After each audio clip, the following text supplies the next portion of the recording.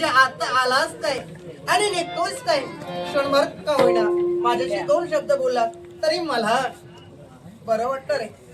कारण मी तुझी आई आहे.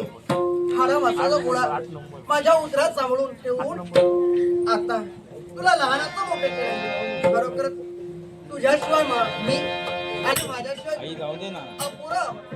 पण तरी सुद्धा तुझी इच्छा ही मला पूर्णच करायला हवी. कारण तुझं हृदय मारून जर का मी ठेवलं असेल तर नाही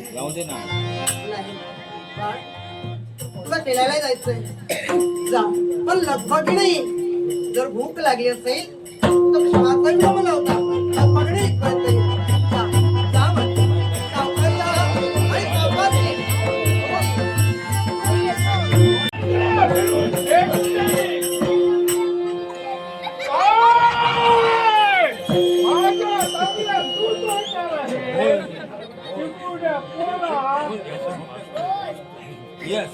काय करणार आहेस रे तू? काय करणार आहे? मला मारायला आलाय. तुला शिल्लक ठेवणार नाही.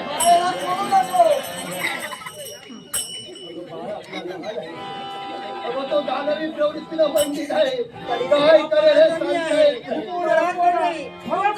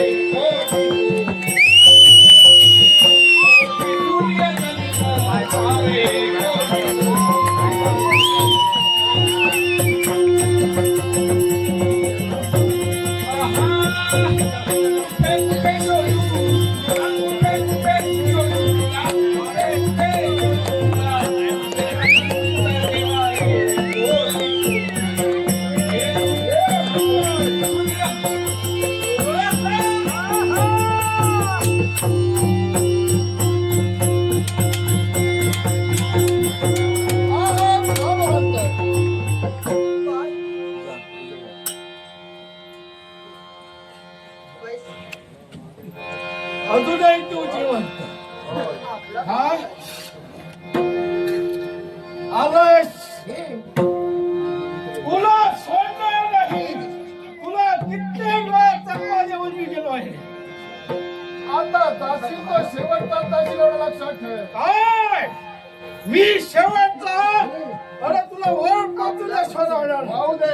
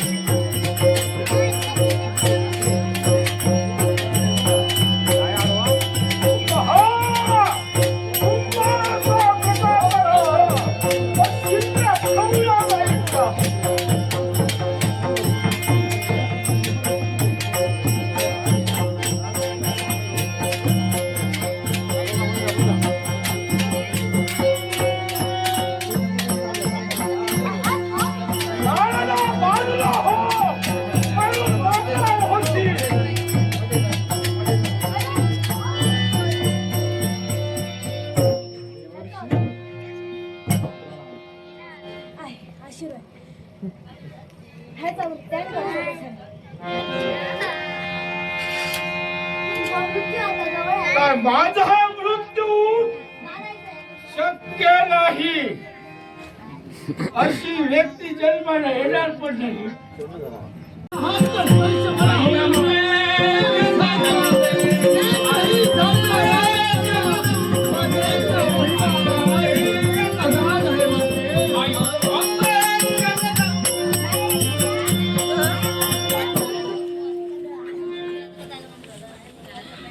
त्या विश्वाच्या ठाई तू जी निर्माण झाली त्याला कोणत्या नावाने मग सांग माते कोण तत्वान कोण दैवी शक्ती या ठिकाणी निर्माण झाली आणि साम्राज्य मृदुमान्याचा शेवट करण्यासाठी तू कसं करतोस? हे राजकर्त्या हा मृदुमान्य मुली सर्वसामान्य नव्हे.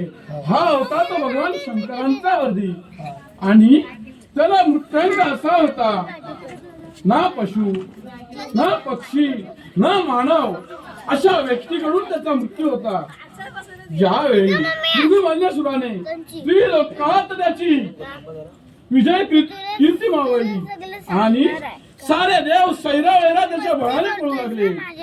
त्याच वेळी नारदाच्या सांगण्यानं सारे 33 कोटी देव आवळ्याच्या वृक्षाच्या डोलीत लपून बसले आणि त्याच वेळी झालं ते काय साऱ्या 33 कोटी देवांचा दाह झाला आणि त्या दाह होता क्षणी त्यांचा उष्म आणि त्या उष्मातून निर्माण झालेली हीच ती देवी. माते पुष्पापासून तू निर्माण झाली अर्थात ना मनुष्य ना पाणी अशापासून तुझी उत्पत्ती झाली. होय. मग यावेळी देव देवता उपवास धारण करून ज्या ढोलीत लपून राहिले त्या वृक्षालाही काहीतरी महत्व राहिलं पाहिजे.